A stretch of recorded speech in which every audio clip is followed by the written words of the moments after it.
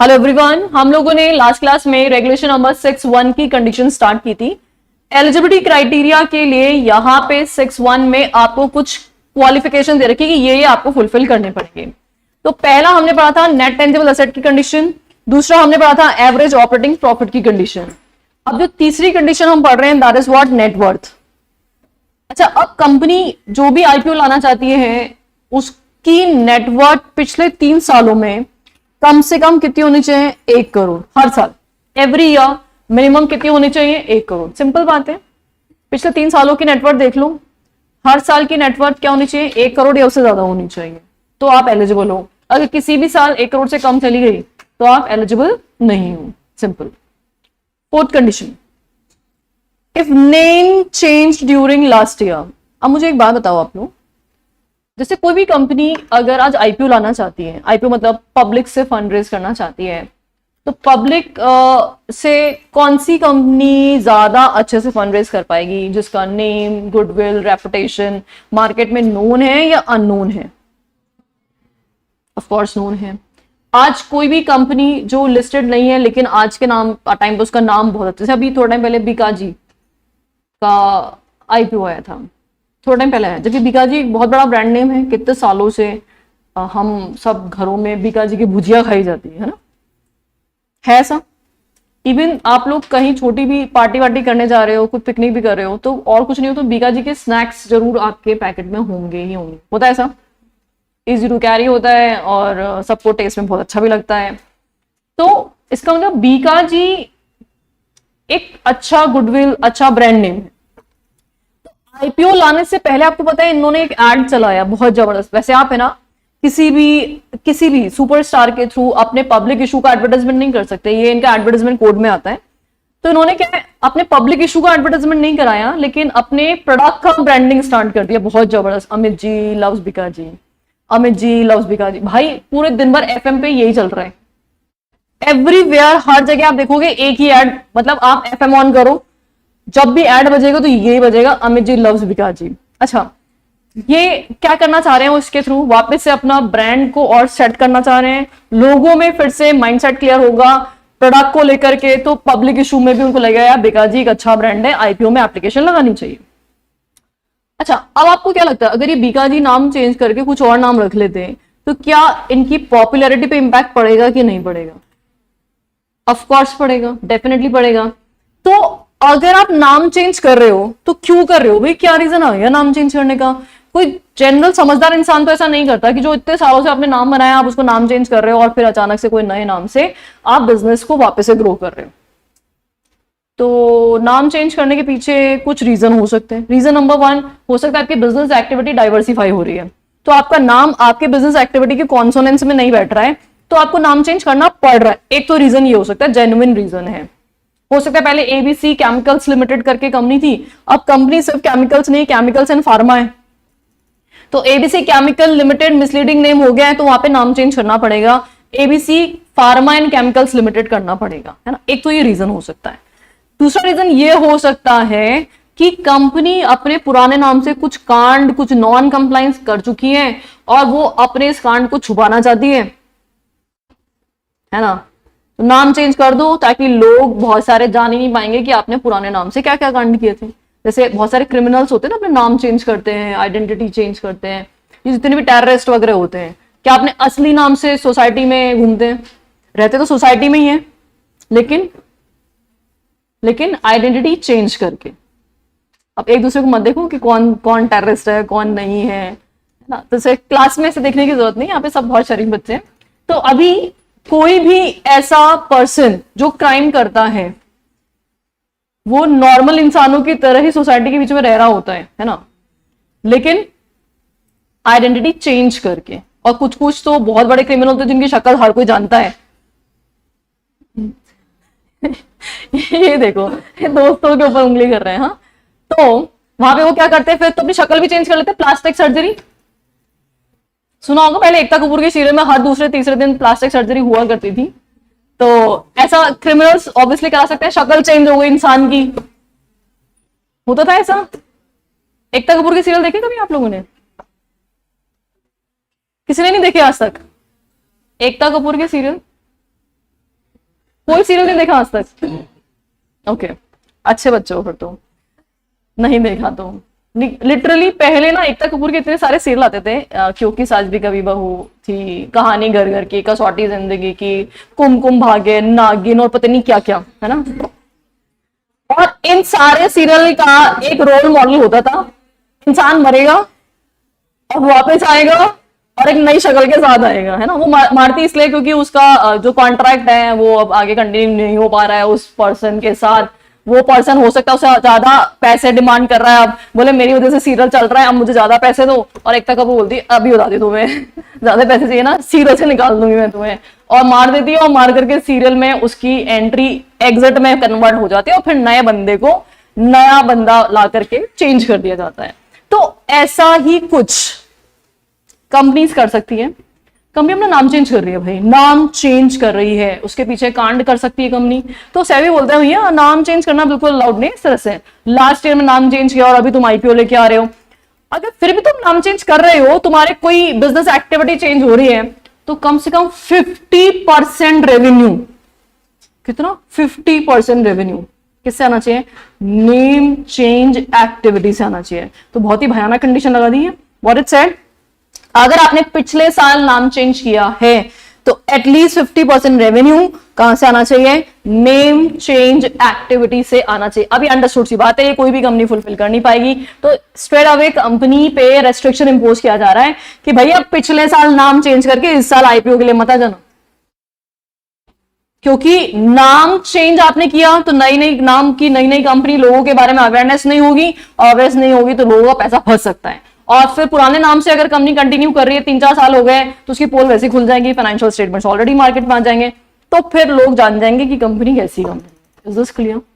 चारों कंडीशन समझ में आ गई? फटाफट से रिकैप करेंगे। नंबर 1, एक तो कंसोलिडेशन एंड रीस्टेटेड बेसिस पे कंपनी का नेट टेंजिबल एसेट चेक करेंगे, कितना होना चाहिए, कब, पिछले सारे रिक्वायरमेंट पिछले 3 साल की है ना, जिसमें से मैक्सिमम 50% क्या हो सकता है? Monetary asset. और अगर 50% ज्यादा हुआ तो फर्म कमिटमेंट की हम इसको ठीक कर देंगे। और ये कंडीशन किस पे एप्लीकेबल नहीं होती है? ऑफर फॉर सेल पे एप्लीकेबल नहीं होती है। सारी बातें क्लियर हो गई। दूसरा, एवरेज ऑपरेटिंग प्रॉफिट पिछले 3 सालों का कितना होना चाहिए? 15 करोड़, जिसमें से हर साल क्या होना चाहिए? प्रॉफिट होना चाहिए। हाँ। तीसरी कंडीशन, नेटवर्थ हर साल का, एवरेज नहीं है, हर साल का नेटवर्थ कितना होना चाहिए? 1 करोड़ होना चाहिए, वो भी कितने साल? पिछले 3 साल। और आपने अगर पिछले साल नाम चेंज किया है तो नेम चेंज एक्टिविटी से कम कितना परसेंट? 50% रेवेन्यू आपका नेम चेंज एक्टिविटी से आना चाहिए। अगर मैंने पिछले 3 साल पहले नाम चेंज किया होता तो क्या ये कंडीशन एप्लीकेबल होगी? नहीं। ये कंडीशन तब एप्लीकेबल होती है जब आपने सिर्फ और सिर्फ लास्ट ईयर में अपना नाम चेंज किया था। कितनी कंडीशन हो गई? 4। अब अगर कंपनी कोई एक भी कंडीशन अगर फुलफिल नहीं कर पा रही है, कोई एक भी, मतलब 3 फुलफिल हो रही है, एक नहीं हो रही है, अगर ऐसा कुछ हो रहा है, तो कंपनी 6(1) के थ्रू इशू नहीं ला सकती। तो कंपनी को इशू किसके थ्रू लाना पड़ेगा? ऑल्टरनेटिव रूट 6(2) के थ्रू आना पड़ेगा। तो हमें यहां पे ऑल्टरनेटिव रूट फॉलो करना है 6(2). अब मेरी बात थोड़ा ध्यान से सुनेंगे सब लोग। सबसे पहली इंपॉर्टेंट बात, इन्वेस्टर्स के टाइप कौन कौन से बताए थे मैंने आपको?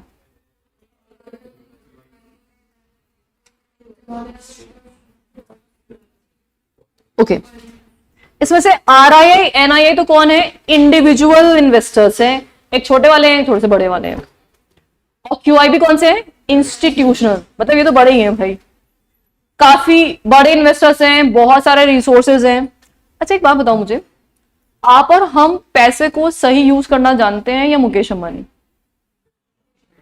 ऑफ कोर्स मुकेश अंबानी, है ना भाई। रोज अरबों खरबों में वो खेलते हैं, तो उनको पता है कि पैसे को कैसे सेटल किया जाता है और कैसे उसको यूटिलाइज किया जा सकता है। हमारी उतनी अच्छी फाइनेंशियल प्लानिंग नहीं होगी, अंडरस्टूड सी बात है। तो जो इंसान जितना बड़ा फंड मैनेज करता है उसके डिसीजन उतने ही सही होंगे, क्योंकि उसके पास उतना ज्यादा एक्सपीरियंस होगा उस रेस्पेक्टिव फील्ड का। सिंपल बात। सबसे बड़ा बेवकूफ इसमें होता है रिटेल। नन्हे मुन्ने प्यारे प्यारे बच्चे होते हैं एक तरह से, ये मान लो। जैसे फॉर एग्जाम्पल, आप सब लोग जब छोटे बच्चे थे, छोटे बच्चे, तो क्या आपको हर जगह आपकी मम्मी लेके जाती थी? हर जगह, एवरीवेयर? मम्मी आगे पीछे घूमती रहती थी, क्यों? उनको डर था कि कोई आपको उठा के नहीं ले जाए, ऑब्वियसली डर रहता ही है।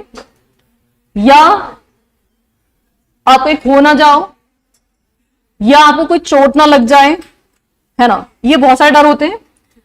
तो ऐसे में, या और कुछ नहीं तो दो छोटे बच्चे भी खेल रहे हैं तो भी है ना, पेरेंट्स हमेशा उन पे विजन रखते हैं, क्योंकि वो दोनों भी लड़ लिए और एक दूसरे को मारा पेटी कर दी तो, है ना, ये भी बहुत सारे इंसिडेंट हो जाते हैं।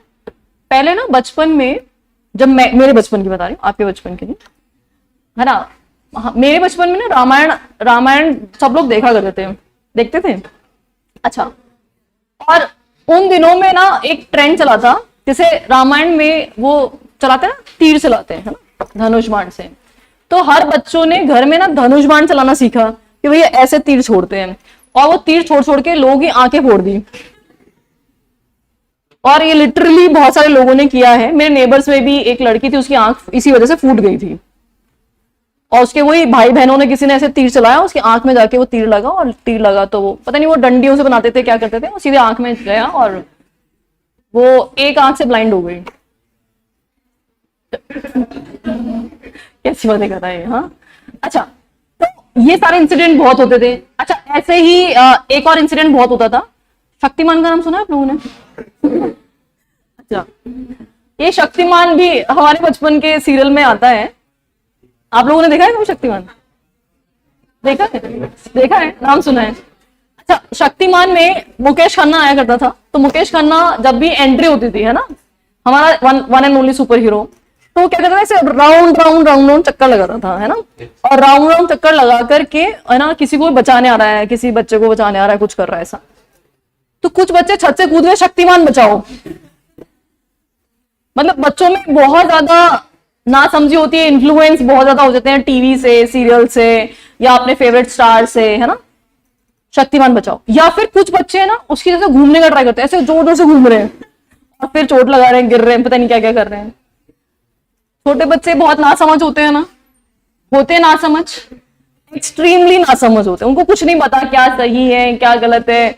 अब उनको नहीं पता कि भाई वो तो सिर्फ एक एक्टर है, एक्टिंग कर रहा है शक्तिमान की, वो कैसे आएगा बचाने के लिए, लेकिन रियल मानते हैं उसको, है ना। इसलिए पेरेंट्स को अकम्पनी करना बहुत जरूरी है। अच्छा, अपने बचपन की कुछ बातें याद आ रही है क्या? नहीं, कुछ तो आ रही है, मुझे ऐसा लग रहा है। कुछ कांड किए ऐसे आप लोगों ने भी? नहीं किए? किसी ने कोई कांड नहीं किए? बताओगे थोड़ा ना क्लास में? ठीक है, मत बताओ। अच्छा, अब बताने लायक ही नहीं है। ठीक है, कोई बात नहीं, मत बताओ अभी। इसका मतलब बच्चे जैसे ना समझ होते हैं। आपने कभी छोटे बच्चों को देखा अपने आसपास के, वो क्या करते हैं, हर चीज मुंह में खा लेते हैं। ये भी बहुत इंसिडेंट होते हैं। और हर चीज मुंह में खा लेते हैं तो कभी कभी गले में चोकिंग हो जाती है, ब्रीदिंग इशू हो जाता है। इमीडिएटली अगर पेरेंट्स आसपास नहीं हो तो उनकी डेथ तक भी हो सकती है। ऐसे इंसिडेंट भी सामने आते हैं। कुछ बच्चे इतने शैतान होते हैं कि वायर्स के साथ खेलते रहते हैं। कभी कभी वायर्स के साथ खेल रहे हैं, उनको अचानक से झटका लग गया, हाथ खराब हो गया। ये बहुत सारे प्रॉब्लम्स हो सकते हैं। इसका मतलब छोटे बच्चों के लिए पेरेंट्स, अब अपनी बातों से बाहर निकल जाओ और वापस मेरी बात सुनो। अपने रामायण गाने स्टार्ट कर दिया। जैसे छोटे बच्चों के लिए पेरेंट्स बहुत ज्यादा कंसर्न रखते हैं, क्योंकि उनमें थोड़ी सी समझदारी कम होती है, अंडरस्टैंडिंग लेवल कम होता है। उनको नहीं पता दुनिया में क्या क्या हो सकता है और हमारे साथ क्या क्या गलत हो सकता है। अभी कुछ दिन पहले का इंसिडेंट है। जैसे मेरे घर के बगल में ही हमारे एक रिलेटिव्स का घर है। मतलब एक लाइन का फर्क है, सिर्फ 1 लेन दूसरे में उनका रिलेटिव्स का घर है। मेरा बड़ा बेटा जो है वो ही इज 9 years old, तो एक गली छोड़ के तो जा ही सकता है। तो अब दादी ने उसको ना कुछ काम के लिए बोला कि ना वहां पे जाकर के उनको ये दिया हो। हाँ दादी, दियाता हूं मैं। तो वो मेरा छोटा बेटा और मेरी सिस्टर इन लॉ का बेटा, 3 बच्चे, तीनों उस गली से एक गली बाहर वो सामान देने के लिए जा रहे थे। जस्ट तभी एक गाड़ी में एक लेडीज उतरी और उनको गाड़ी में बिठाने का ट्राई कर रही थी। भाई सारे आम किडनैपिंग होने वाली थी। ये तो ठीक है, वो 3 बच्चे थे इसलिए वहां पे उन्होंने हो हल्ला मचा दिया, तो वो थोड़ा डर के मारे भाग गई वो। और फिर उन्होंने घर आके इंसिडेंट बताया, तो वी वर लाइक कि भाई अकेले नहीं भेज सकते। इसका मतलब बहुत भयंकर रिस्क हो गया। छोटे बच्चों के साथ ध्यान रखना बहुत ज्यादा इंपॉर्टेंट हो गया है। उनके इंटरेस्ट को प्रोटेक्ट करना बहुत ज्यादा इंपॉर्टेंट हो गया है। अच्छा, अब आप बड़े हो गए हो, ठीक है, क्या अब भी आपके मम्मी पापा आपके आगे पीछे घूमते रहते हैं, हर जगह आपको अकम्पनी करते हैं, या आपको इंडिपेंडेंट छोड़ दिया है? छोड़ दिया ना इंडिपेंडेंट। अच्छा, बहुत सारे बच्चे तो इवन पीजी में रह रहे हैं, है ना, इवन घर छोड़ के भी अलग से रह रहे हैं, ठीक है। वो टाइम टू टाइम आपसे बातचीत करते रहते हैं, आपके बारे में ऑब्वियसली चिंता तो करते ही हैं, पर उस लेवल की नहीं करते जैसे पहले किया करते थे, क्योंकि अब उनको पता है कि you are mature enough, now you can think about yourself. आप अपने इंटरेस्ट अच्छा भला सोच सकते हो, बहुत ज्यादा तो नहीं सोच सकते, पर फिर भी थोड़ा तो सोच ही सकते हो, थोड़ा तो सोच सकते हो या नहीं सोच सकते? हाँ, थोड़ा ज्यादा सोचना पड़ेगा अभी, करियर के बारे में भी और सोचना पड़ेगा, थोड़ा सा और मैच्योर होना पड़ेगा। अच्छा, अब सोचो आप फ्यूचर में सीएस बन जाते हो। हाँ, बन जाएंगे बिल्कुल। जिस दिन हम सीएस बन जाएंगे और हम अच्छा खासा पैकेज अर्न कर रहे होंगे, क्या तब भी पेरेंट्स की चिंता उतनी ही रहेगी जितनी की आज है, और कम हो जाए? एग्जैक्टली ये 3 टाइप के इन्वेस्टर्स जो है ना, रिटेल वाले हैं, नन्हे मुन्ने बच्चे, किड्स हैं, उनको कुछ समझ नहीं आता। और ये कौन है? ग्रोन अप पर्सन्स हैं, अब ये बड़े हो चुके हैं, मैच्योर हैं। अच्छा, अब सेबी क्या बोलता है? सेबी मम्मी की तरह है इनकी, है ना, सेबी गार्जियन है। सेबी बोलता है कि इन नन्हे मुन्ने बच्चों का इंटरेस्ट प्रोटेक्ट करना मेरी जिम्मेदारी।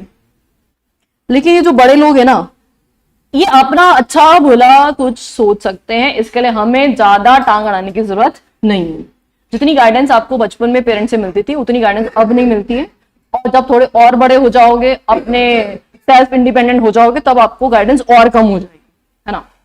एग्जैक्टली सेबी बोलता है भाई ये लोग काफी बड़े हैं, मैच्योर हैं, अपना सही बुरा अच्छा भला सब कुछ खुद से हो सकते हैं, हमें हर चीज में इंटरफेयर करने की जरूरत नहीं है। ये सारी रामकथा मैं इसलिए बता रही हूं, अब ध्यान से सुन लो। प्रोविजन मैंने बोला 6(1) में 4 कंडीशंस है एलिजिबिलिटी क्राइटेरिया की, वो आपको फुलफिल करनी पड़ेगी।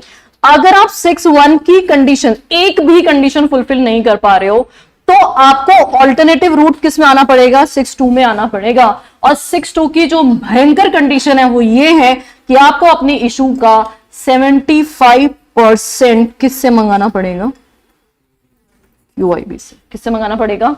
QIB से। मिनिमम है ये, मैक्सिमम नहीं है ये।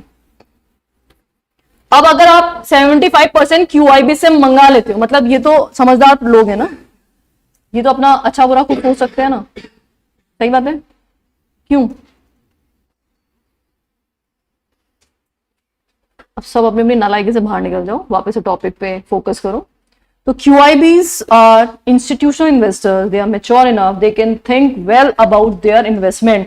तो इनके पास रिसोर्सेज बहुत ज्यादा है, वो कंपनी का अच्छे से रिसर्च कर सकते हैं, कंपनी की ग्रोथ के बारे में सोच सकते हैं, कंपनी का एग्जैक्ट एग्जिस्टिंग फाइनेंशियल स्टेटस क्या है वो सब कुछ चेक कर सकते हैं। अगर QIBs 75% पैसा लगाने के लिए रेडी हैं, तो बाकी का 25% RIA और NIA से लेने में कोई परेशानी होगी? नहीं होगी। फिर हम बाकी का 25% किससे लेंगे? RIA NIA से ले लेंगे। तो यहां पे आपको मिनिमम 75% किससे लेना पड़ेगा? QIB से, वो भी ये नॉन अंडर रिटर्न होगा। क्या होगा ये? अंडर रिटर्न समझते हैं? अंडर रिटर्न, अंडर राइटिंग क्या होते हैं? गारंटी। अंडरराइटर्स क्या करते हैं? गारंटी प्रोवाइड करते हैं। क्या गारंटी प्रोवाइड करते हैं? कि अगर जनता ने इन शेयर्स को नहीं लिया तो ये शेयर हम खरीद लेंगे। तो क्या होता है, किसी भी इशू में अंडरराइटर्स अगर आ जाते हैं तो कंपनी के लिए बहुत कन्वीनियंट हो जाता है कि यार सब्सक्राइब हो ही जाएगा। लेकिन यहां इन्होंने क्या कंडीशन और इंपोज कर दी कि भैया ये QIBs को ही लेना पड़ेगा, आप कोई अंडरराइटर बीच में नहीं ला सकते। अगर 75% में 74.99% भी आया तो आपको एंटायर मनी रिफंड करना पड़ जाएगा और इशू सब्सक्राइब नहीं होगा। समझ में आया? बात समझ में आई सबको अच्छे से? और ये जो इशू आएगा ये सिर्फ और सिर्फ किसके थ्रू आएगा? बुक बिल्डिंग के थ्रू आएगा। किसके थ्रू आएगा? बुक बिल्डिंग के थ्रू आएगा। चलिए एक बार कंडीशन देखते हैं हम। If any one condition of regulation 6(1) is not fulfilled, then हमें QIB से मंगाना है पैसा। कितना percent minimum? 75%। If not received तो refund entire money.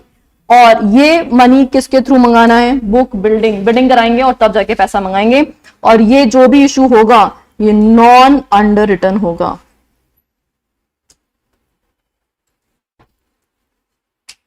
Non under return होगा। अच्छा, मैं एक बार ना एक आपको लिमिट बता रही हूँ कि कितना कितना पब्लिक ऑफर आता है हमारे। वैसे गिवन नहीं है मॉड्यूल में, बट कभी कभी क्वेश्चन आ जाते हैं उस पर, क्योंकि हमें आईसीएसआई ने बहुत ही सेलेक्टेड आईसीडीआर ही दिया है, तो वैसे आइडियली क्वेश्चन उसमें से पूछना चाहिए इनको, बट कभी कभी उसके बाहर कॉन्टेक्स्ट में भी जाके क्वेश्चन पूछ रहा है। तो एक लिमिट बता रही हूँ कि कितनी कितनी लिमिट के हिसाब से पब्लिक इशू जो है वो सब्सक्राइब करवाना पड़ता है। तो पब्लिक ऑफर में एलोकेशन कैसे होगा? एलोकेशन मतलब कौन सा पोर्शन किसको कितना कितना दिया जाएगा, एलोकेशन की बात कर रहे हैं हम।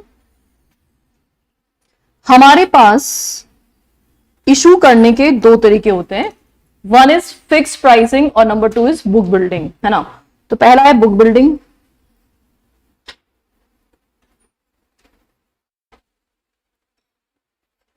और दूसरा है फिक्स्ड प्राइसिंग। देखो, जो बुक बिल्डिंग है इसको भी फर्दर हम दो कैटेगरीज में सेग्रीगेट करेंगे।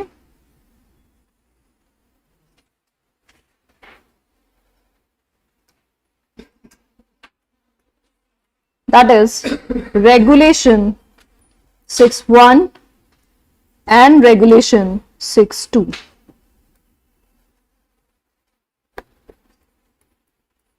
Regulation 6(1) and Regulation number 6(2).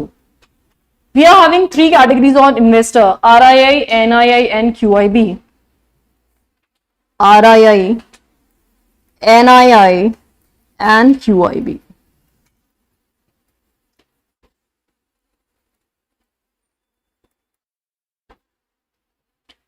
अगर इफ इन केस हम कंडीशन सारी कंप्लायंस कर रहे हैं, 6(1) के अंदर हम फॉल कर रहे हैं, तो जो रिटेल इन्वेस्टर्स हैं उनको मिनिमम 35% का एलोकेशन दिया जाता है, नेट ऑफर का मिनिमम 35%। जो भी आपका net offer to the public होगा उसमें से मिनिमम 35% किसके लिए रखा जाता है? रिटेल वालों के लिए रखा जाता है। और एनआईआई वाले जो हैं इनके लिए रखा जाता है मिनिमम 15%। ये मिनिमम लिमिट है, मिनिमम। और क्यूआईबीज जो है उनके लिए मैक्सिमम 50% रखा जाता है, मैक्सिमम 50%। तो जो भी आपका पब्लिक इशू साइज होगा उसमें से 50% मैक्सिमम क्यूआईबीज का हिस्सा होगा, 35% रिटेल वालों का होगा और 15% एनआईआई वालों का होगा। अगर कंपनी चाहे तो परसेंटेज इसको बढ़ा भी सकती है, ये मिनिमम 35 और मिनिमम 15% है। तो कंपनी ऐसा भी कर सकती है कि रिटेल वालों के लिए 40% रख दिया और 20% नॉन इंस्टीट्यूशनल के लिए रख दिया। क्या ये पॉसिबल है? हाँ, कर सकते हैं। क्या ये पॉसिबल है कि रिटेल वालों के लिए 50% रख दिया और 20% इनके लिए कर दिया, एनआईआई के लिए 70%, इस तरह से एलोकेशन कर दिया? कर सकते हो। मिनिमम 35 एंड 15% है, क्योंकि यहाँ पे रिस्क नहीं है, क्योंकि कंपनी सारी कंडीशंस को फुलफिल कर रही थी। लेकिन अगर आप 6(2) में फॉल कर रहे हो तो रिस्क आ गई है, कंपनी का नेटवर्क कम है, कंपनी का नेट टेंजिबल एसेट्स कम है, कंपनी का प्रॉफिट कम है, तो फिर यहाँ पे रिटेल इन्वेस्टर्स को ज्यादा रिस्क में नहीं डाल सकते, तो आपको क्यूआईबी से मंगाना पड़ेगा मिनिमम 75%, 75% मिनिमम। अच्छा, अब रिटेल वाले और जो एनआईआई है इनसे आएगा मैक्सिमम। एनआईआई की लिमिट तो सेम ही है 15%, मैक्सिमम हो गया लेकिन, और बचा हुआ 10% किसका हो गया? रिटेल वालों। तो रिटेल वालों से सिर्फ आप 10% ही मंगा सकते हो, 10% से ऊपर बिल्कुल भी नहीं मंगा सकते।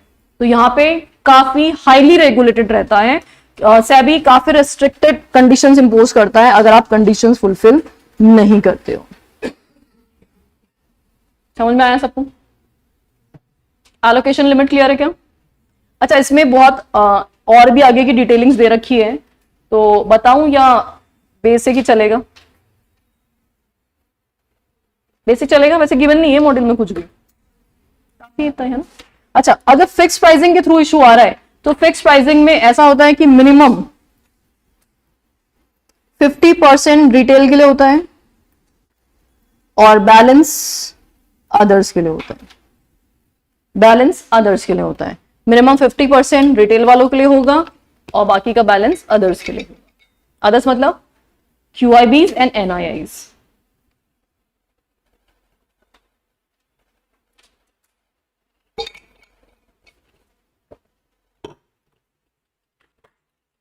ठीक है, डन है। तो इसी के चलते यहाँ पे मिनिमम 75% जो है QIBs को प्रेस्क्राइब किया गया है। अंडरराइटिंग भी नहीं करा सकते, QIBs को ही लेना पड़ेगा। अगर वो नहीं ले रहे हैं तो पूरा इशू फ्लॉप है, पूरा पैसा आपको रिफंड करना होगा। 6.2 की कंडीशन क्लियर। चलो लेट्स मूव फर्दर। एक क्वेश्चन दे रखा है, क्वेश्चन देख लेते हैं। XYZ Limited unlisted company now wishes to expand its business. For expansion, company decided to bring IPO. Referring to the provisions of SEBI ICDR, advise the company. Number 1 condition, eligibility requirement for IPO. कौन सा regulation? 6(1). What company will do if eligibility conditions are not met? अब तो straight question है, लिख लेते exam में अगर आता तो फाइन। अब हम बात कर रहे हैं रेगुलेशन नंबर 6(3) की। Regulation number 6(3). अच्छा, आप लोगों ने आजकल सुना हो, अगर हमारा सरकार का मेन मोटिव है कि मेक इन इंडिया होना चाहिए और ज्यादा से ज्यादा स्टार्टअप्स को प्रमोट किया जा रहा है, न्यू इंटेंसिव टेक्नोलॉजी आइडियाज, इन पे सरकार बहुत ज्यादा काम कर रही है। और अगर आप इससे रिलेटेड बिजनेस करते हैं तो हम आपको बहुत सारे एग्जाम्पशंस देंगे, सरकार ऐसा चाहती है। सुना है ऐसा आपने? आई गेस आपने लॉ में भी बहुत सारी जगह पढ़ा होगा, स्टार्टअप्स को 10 साल तक का एग्जाम्पशन हम लोग देते हैं।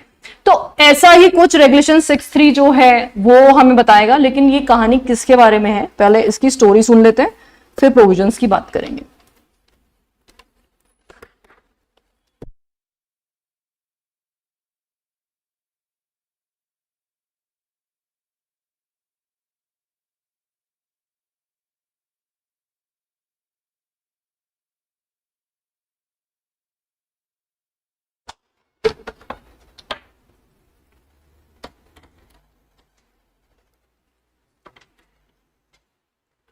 देखिए, सबसे पहले मान लेते हैं कोई स्टार्टअप जो है वो किसी पर्सन ने स्टार्ट किया है ना।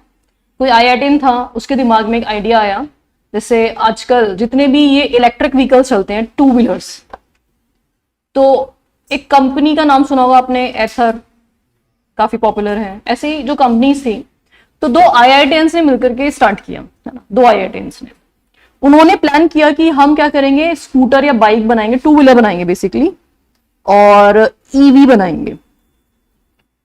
तो उनका स्टार्टअप था, 2 लोग मिलकर के बिजनेस स्टार्ट कर रहे हैं। लेकिन जो IITian है भाई, उनके पास फंड्स की तो कमी रहेगी, अंडरस्टूड सी बात है। आइडियाज हैं, दे आर वेरी जीनियस, बहुत सारे आइडियाज होंगे, लेकिन इंप्लीमेंटेशन के लिए पैसा भी चाहिए। तो वेंचर कैपिटलिस्ट का नाम सुना है क्या आप लोगों ने? वेंचर कैपिटलिस्ट, ये लोग क्या करते हैं, फंड प्रोवाइड करते हैं। अब मान लीजिए ये 2 यहाँ पे ओनर्स हैं, 2 फ्रेंड्स हैं, जिनको काफी नॉलेज है कि किस तरह से हम बैटरी से हम इस पर्टिकुलर बाइक को चलवा पाएंगे, इसमें कितनी कैपेसिटी के कितने चिप्स लगेंगे, क्या लगेंगे, जो भी इनको पता है सब कुछ, है ना। अब इनको चाहिए था फंड, तो फंड्स के लिए वेंचर कैपिटलिस्ट जो है उन्होंने फंडिंग देना यहाँ पे एक्सेप्ट किया। इन्होंने इनिशियल फंडिंग कुछ खुद ने भी की थी, खुद अपने फैमिली से, खुद का जो भी सेविंग वेविंग हो सकता है, कुछ साल उन्होंने जॉब वॉब किया, उसका सेविंग उन्होंने यहाँ पे बचाया। तो मान लो लेट्स से उन्होंने 10 करोड़ खुद ने पर्सनल फंड से इन्वेस्टमेंट किया। पर अब सोचो, बाइक जैसी कोई कंपनियां बना रहे हो, 10 करोड़ से क्या ही होने वाला है ना। It is so good for nothing. तो वेंचर कैपिटलिस्ट जो है उन्होंने 100 करोड़ की फंडिंग दी। लेकिन अब बहुत बड़ी परेशानी क्या अराइज हो गई है, अगर वेंचर कैपिटलिस्ट 100 करोड़ की फंडिंग देंगे तो उनका वोटिंग राइट्स बहुत ज्यादा रहेगा। अब उनका वोटिंग राइट्स बहुत ज्यादा होगा तो हर डिसीजन मेकिंग में ये लोग जो चाहेंगे वही चलेगा, और ऐसा हो गया तो बिजनेस वैसे भी बंद है, बिजनेस बंद ही होने वाला है। तो क्योंकि आइडिया इनका है तो चलनी भी तो इनके हिसाब से चाहिए ना। क्या होता है, स्टार्टिंग में ये लोग बोलते हैं हाँ हाँ जो तुम बोलोगे वैसा कर लेंगे, लेकिन क्या होता है जब एक over a period of time होता है ना, तो खटपट स्टार्ट होती है, और खटपट स्टार्ट होती है तो फिर ये अपने ईगो पे आ जाएंगे कि हमने 100 करोड़ लगाया था तुम ऐसे, तो यहाँ पे गड़बड़ स्टार्ट हो जाती है ना।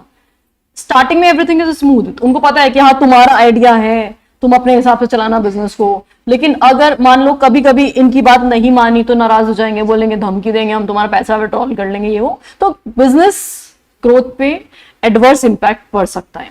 तो ऐसे में इन्होंने एक समझदारी का काम किया। समझदारी क्या की, इन्होंने SR शेयर्स इशू किए। देखो ये इतनी सारी स्टोरी लाइन में इसलिए बताती हूँ आपको ताकि आपको कॉन्सेप्ट जो है उसके पीछे का अंडरस्टैंडिंग भी अच्छे से आए।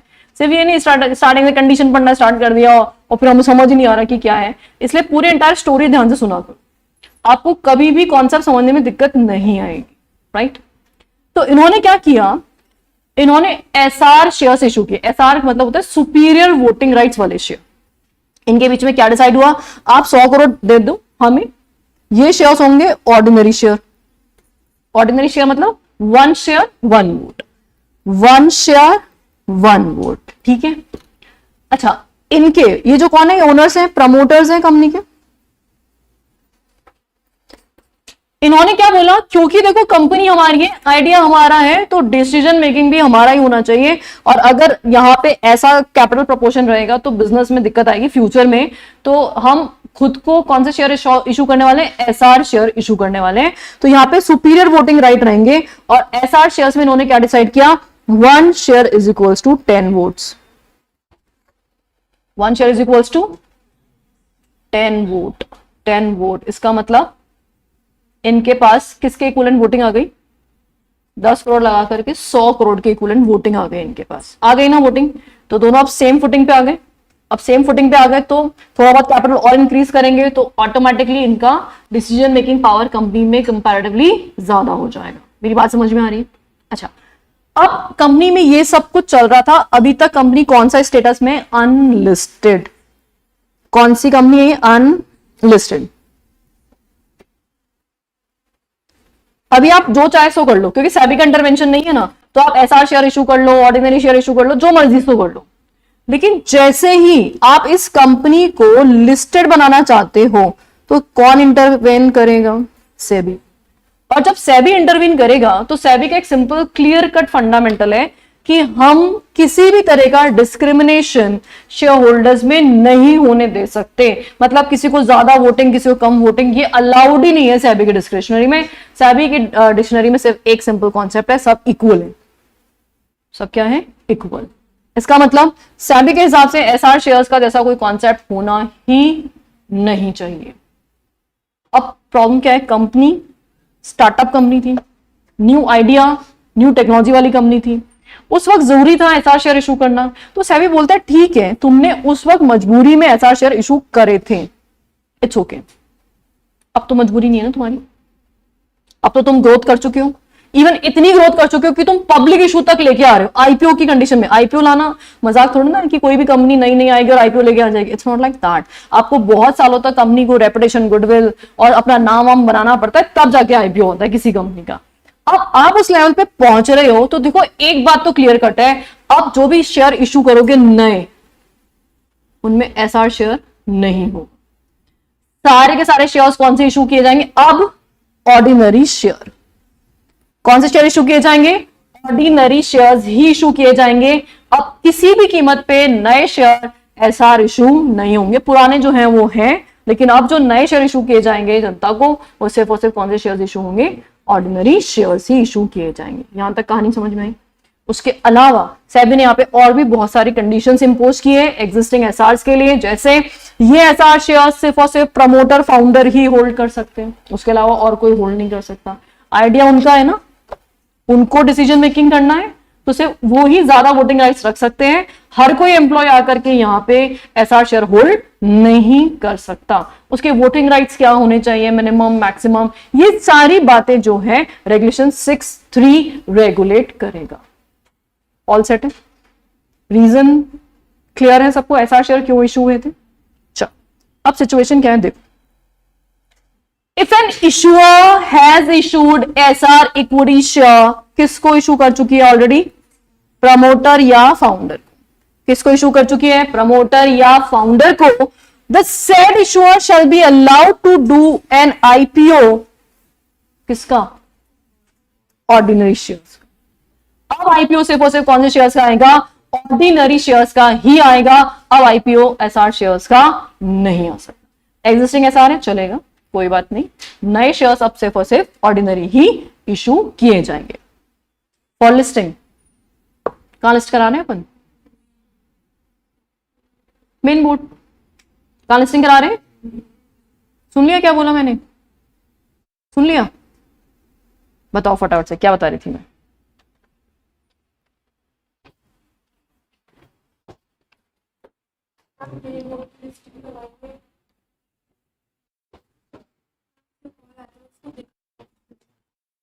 ऐसा तो बता दो फटाफट से क्या क्या पढ़ा हमने।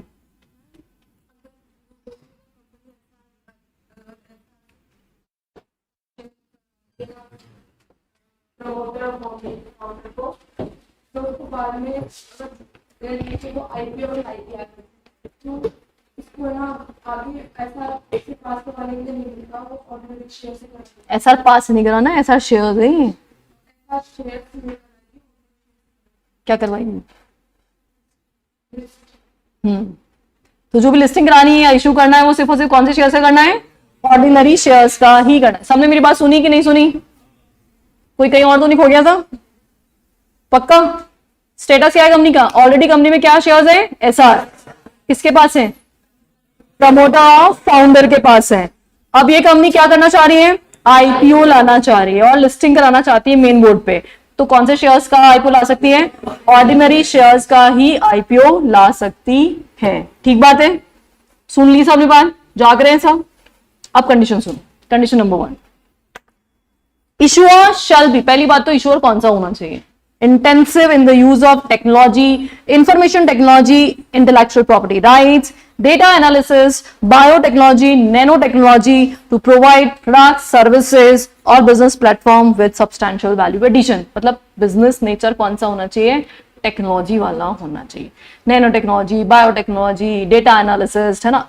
इस तरह का अगर आपका बिजनेस है तो आपको परमिशन मिल जाए। ओके, समझ में आ गया? पहला कंडीशन क्या बोला? बिजनेस का नेचर कौन सा होना चाहिए? कौन सा होना चाहिए? Technology, biotechnology, nano technology, data analysis, इससे रिलेटेड आप क्या करते हैं? प्रोडक्ट्स बनाते हैं, सर्विसेज देते हैं या कोई बिजनेस प्लेटफॉर्म प्रोवाइड करते हैं। एक क्वेश्चन पूछ लूं? चलो, क्वेश्चन है मेरा, मान लो मैं बेकरी बहुत अच्छी करती हूं, अज्यूम, ठीक है, मैं केक्स एंड कुकीज बहुत अच्छी बनाती हूं, तो मैंने एक कंपनी खोली, सोनम बेकर्स लिमिटेड, ठीक है। अब ये जो कंपनी है सोनम बेकर्स लिमिटेड, इसके लिए मुझे कोई प्रॉपर्टी लेनी थी, फंडिंग वंडिंग की जरूरत थी, तो वेंचर कैपिटलिस्ट ने मुझे फंडिंग प्रोवाइड की, तो मैंने खुद को एसआर शेयर्स अलॉट कर रखे हैं। तो मेरे पास क्या है? एसआर शेयर्स हैं। और अदर इन्वेस्टर्स के पास क्या है? ऑर्डिनरी शेयर हैं। और मैं कौन हूं? प्रमोटर हूं, प्रमोटर और फाउंडर ऑफ द कंपनी। मैंने एसआर शेयर होल्ड किए हुए हैं। अब मैंने क्या किया, ये बेकर्स लिमिटेड जो मेरी कंपनी है, ये ना सिर्फ जयपुर में, पूरे इंडिया में इसके बहुत सारे आउटलेट्स ओपन करे, 100 से ज्यादा इसके आउटलेट्स हैं और बहुत बड़ी ब्रांड नेम बन चुका है। अज्यूम कर लेते हैं ऐसा। Now we are planning for IPO. अच्छा, आईपीओ मैं लेके आना चाह रही हूं ऑर्डिनरी शेयर्स का, तो क्या सेबी मुझे परमिशन ग्रांट करेगा या नहीं करेगा? क्या मत कर रहे हो? नहीं करेगा? नहीं करेगा?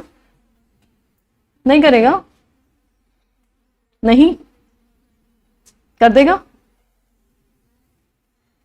नहीं नहीं नहीं नहीं नहीं नहीं नहीं नहीं नहीं नहीं, हाँ जी, नहीं नहीं नहीं, हाँ ललित, नहीं नहीं नहीं नहीं नहीं नहीं, सबका मना है?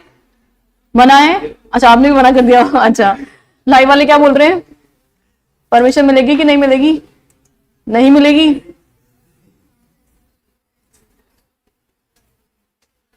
अच्छा, तो यूनिवर्सली सब एक ही आंसर बोल रहे हो, नहीं मिलेगी।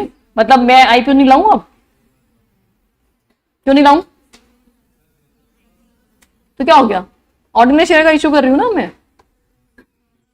हाँ, लेकिन मेरा business technology, nano technology, biotechnology, data analysis, इस तरह के बिजनेस में फॉल। बेकिंग का काम है, कौन सी टेक्नोलॉजी लगा रही हूं मैं यहाँ पे? कोई रॉकेट साइंस नहीं लगने वाला है यहाँ पे। तो इसका मतलब यहाँ पे ये जो काम है, ये कौन सा वाला काम है? बेसिक, जो सब लोग जानते हैं। इसमें कोई स्टार्टअप नहीं है, कुछ नया इवेंट नहीं है। तो ऑब्वियसली इस तरह के बिजनेस के लिए आपको परमिशन नहीं मिलेगी, राइट है, क्योंकि ये फर्स्ट कंडीशन फुलफिल नहीं कर रहा था। चलो, दूसरी कंडीशन, अब ऐसा है, मान लो अब है ना, यहां पे बेकरी वेकरी का काम नहीं कर रहे हम, है ना, दिल टूट गया मेरा, आईपीओ की परमिशन नहीं मिल रही। अब यहां पे हम काम कर रहे हैं, से कोई चिप बनाते हैं, है ना, चिप जो किसमें काम आती है, सेमीकंडक्टर चिप जो होती है ना, जो कहीं में काम आती है, मोबाइल में, गाड़ियों में, इन सब में काम आती है, ठीक है। तो हम बनाएंगे सेमी कंडक्टर चिप, ओके। और ऐसा ज्यूम करते हैं कि मेरी नेटवर्थ जो है वो है 10,000 करोड़ की। कितने की नेटवर्थ है मेरी? 10,000 करोड़ की ओनली, ठीक है, ओनली, बस। और यहां पे मैंने खुद को एसआर शेयर्स अलॉट कर रखे हैं और बाकियों के पास ऑर्डिनरी शेयर्स हैं। तो आपको क्या लगता है, सेबी को परमिशन देनी चाहिए कि नहीं देनी चाहिए मुझे? मेरे पास ऑलरेडी इतना फंड है, तो फिर मैंने एसआर शेयर क्यों ले रखे भाई? एसआर का कॉन्सेप्ट मैंने एग्जांपल में आपको क्या बताया था कि भाई जो प्रमोटर थे उनके पास फंड्स का लैकिंग था और इसकी वजह से बाहर वालों पे डिपेंडेंसी बढ़ी थी, तो हमने इक्वालिटी एक पार पे लाने के लिए उनको ज्यादा वोटिंग राइट दे दिए थे। अब भाई 10,000 करोड़ का मेरा नेटवर्थ है, मैं कंपनी में लगाऊंगी तो कंपनी वैसे ही ग्रो कर जाएगी, तो मुझे एसआर शेयर की क्या ही जरूरत आ रही है? तो इसने एक और रेस्ट्रिक्शन इंपोज किया कि net worth of SR share holder as determined by registered valuer shall not be more than 1,000 crore. तो यहां पे नेटवर्थ जो एसआर शेयर होल्डर की है वो 1,000 करोड़ से ज्यादा नहीं होनी चाहिए। अगर इतनी ज्यादा नेटवर्थ है तो आपको एसआर शेयर होल्ड करने की कोई नीड ही नहीं है। एक्सप्लेनेशन क्या बोल रहा है? while determining individual net worth of SR shareholder, his investment या share holding in other listed company shall be considered but not that of his share holding in the issuer company. देखो ऐसा है, जितना पैसा आपने इशुअर कंपनी में investment किया हुआ है ना, वो तो नीड थी इन्वेस्टमेंट की, उसको हम आपके नेटवर्थ का पार्ट नहीं मानेंगे। उसके अलावा जितना भी अदर आपका इन्वेस्टमेंट है वो सब 1,000 करोड़ से ऊपर नहीं होना चाहिए। भाई आपके पास अगर बाहर लगाने का पैसा था तो आपने अपनी कंपनी में क्यों नहीं लगाया? लॉजिकल क्वेश्चन है ना सेबी का। भाई आपके पास 50,000 करोड़ है, आपके पास 10,000 करोड़ है, आपके पास 20,000 करोड़ है, ये किसके अलावा है? एग्जिस्टिंग कंपनी में जो इन्वेस्टमेंट किया उसके अलावा, जो आईपीओ ला रही है कंपनी उसके अलावा। तो इतना सारा पैसा जब बाहर पड़ा हुआ है तो लगा लेते अपनी कंपनी में, पैसा शेयर लेने की जरूरत ही नहीं पड़ती आपको। तो इसलिए सेकंड रेस्ट्रिक्शन क्या बोला कि जो भी net worth of SR share holder है वो किससे ज्यादा नहीं होना चाहिए? 1,000 करोड़ से ज्यादा नहीं होना चाहिए। और इस 1,000 करोड़ की लिमिट में हम किसको इंक्लूड नहीं करेंगे? इशुअर कंपनी में जो इन्वेस्टमेंट किया उसको इंक्लूड नहीं करेंगे। अच्छा, ये फर्स्ट 2 कंडीशंस क्लियर है क्या? पहली कंडीशन किसके बारे में बता रही है? Nature of business. बिजनेस कौन सा होना चाहिए? टेक्नोलॉजी वाला। दूसरा क्या बोला? नेटवर्थ। किसका नेटवर्थ? एसआर शेयर होल्डर का नेटवर्थ किससे ज्यादा नहीं होना चाहिए? 1,000 करोड़ से ज्यादा नहीं होना चाहिए। यहां तक ऑल डन है। तीसरी कंडीशन ऊपर पढ़ चुके हैं हम ऑलरेडी, वैसा ही है। एसआर शेयर किसको इशू किए गए थे? प्रमोटर और फाउंडर को, जो ऊपर भी लिखा था इसने, who hold an executive position in the company. साथ ही में उन्होंने क्या कर रखा है? इशुअर कंपनी में एग्जीक्यूटिव पोजीशन भी होल्ड कर रखी है। और एसआर शेयर सिर्फ और सिर्फ किसके पास है? प्रमोटर और फाउंडर के पास है। All set. अच्छा, आज क्या क्या सीखा हमने?